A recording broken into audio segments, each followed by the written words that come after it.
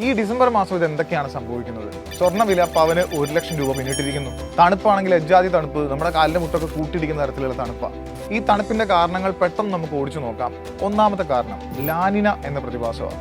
സാധാരണ എൽനിനോ എന്ന പ്രതിഭാസം നമ്മൾ കേട്ടിട്ടുണ്ട്. പസഫിക്കിൽ രൂപപ്പെടുന്ന ആ പ്രതിഭാസം കാരണം ഇന്ത്യയിലെ മൺസൂൺ അല്പം ഡിലേ ആവാറുണ്ട്. നമുക്ക് നല്ല ചൂടൊക്കെ സമ്മറിൽ അനുഭവപ്പെടാറുണ്ട്. പക്ഷെ ലാനിന വരുമ്പോൾ അങ്ങനെയല്ല, നേരെ ഓപ്പോസിറ്റാണ്.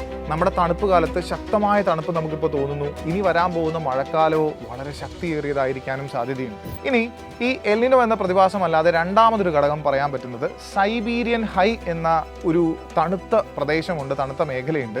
ലാനിന കാരണം ഈ സൈബീരിയ എന്ന് പറയുന്ന റഷ്യയുടെ വടക്കു ഭാഗത്തുള്ള തണുത്ത വായുവൊക്കെ നമ്മുടെ ഭൂമധ്യരേഖയുടെ ഭാഗത്തേക്ക് ഒരു ലോ പ്രഷർ ഏരിയ കണ്ടുപിടിച്ച് ഇങ്ങോട്ട് കടന്നു വരുന്നതാണ് ഇവിടുത്തെ പ്രധാനപ്പെട്ട റീസൺ.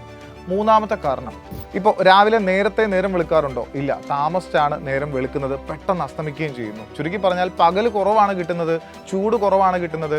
അപ്പോൾ ഈ കുറച്ച് ചൂടാണ് അന്തരീക്ഷത്തിലേക്ക് തിരിച്ച് ഭൂമിയുടെ തറയിൽ നിന്ന് പോകത്തുള്ളൂ. അങ്ങനെ അന്തരീക്ഷത്തിലേക്ക് അധികം ചൂട് കിട്ടത്തില്ല. നാലാമത്തെ സിറ്റുവേഷൻ എന്ന് പറയുന്നത്, ഒന്ന് ഓർക്കുക, അന്തരീക്ഷം ചൂട് പിടിക്കുന്നത് ഭൂമിക്ക് കിട്ടിയ ചൂട് ഭൂമി പുറത്തോട്ട് വിടുന്നത് അന്തരീക്ഷത്തിൽ ഇങ്ങനെ പടരുന്നത് കൊണ്ടാണ്. അപ്പോൾ ഈ സമയത്ത് മേഘങ്ങളുടെ അളവൊക്കെ നമ്മുടെ അന്തരീക്ഷത്തിൽ കുറവാണ്. അതുകൊണ്ട് കിട്ടിയ ചൂടെല്ലാം നേരെ ശൂന്യാകാശത്തേക്ക് തിരിച്ചു പോകും. മേഘങ്ങൾ ഉണ്ടായിരുന്നെങ്കിലോ മേഘങ്ങൾ പുറത്തു വിടുന്ന ചൂടിനെയൊക്കെ തടഞ്ഞു നിർത്തി ഈ ഭാഗമൊക്കെ അത്യാവശ്യം ചൂട് നിന്നേനെ. അപ്പോൾ ഈ കാരണങ്ങളൊക്കെ കൊണ്ട് നല്ല തണുപ്പ് ഫീൽ ചെയ്യുന്നു. ദക്ഷിണാർദ്ധഗോളത്തിൽ നമുക്ക് അനുഭവപ്പെടുന്ന ഇപ്പോഴത്തെ സീസണിൻ്റെ നേരെ ഓപ്പോസിറ്റ് ആയിരിക്കും സംഭവിക്കുക. ഓസ്ട്രേലിയയിൽ പോയി നോക്കുക, അവിടെ ഇപ്പോൾ വേനൽക്കാലമാണ്, താരതമ്യേന അത്യാവശ്യം ചൂടുണ്ടായിരിക്കും.